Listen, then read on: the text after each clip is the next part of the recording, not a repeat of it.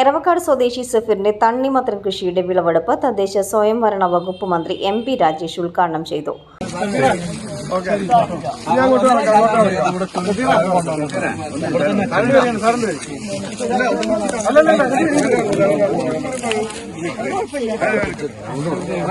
വർഷങ്ങളായി കാർഷിക രംഗത്ത് സജീവ സാന്നിധ്യമായ സഫീറിന്റെ കൃഷി വിളവെടുപ്പിന് ജനപ്രതിനിധികളും നാട്ടുകാരുമടക്കം നിരവധി പേർ പങ്കെടുത്തു.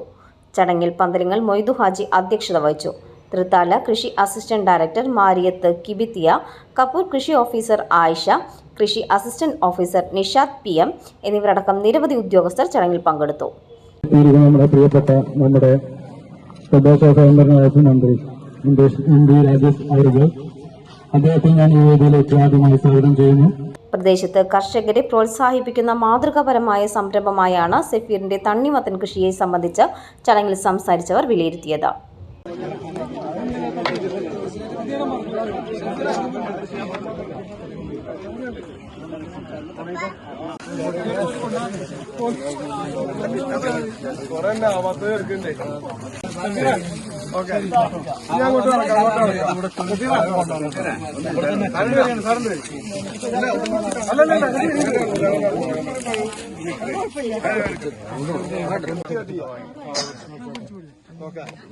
CNTV ചങ്ങരംകുളം.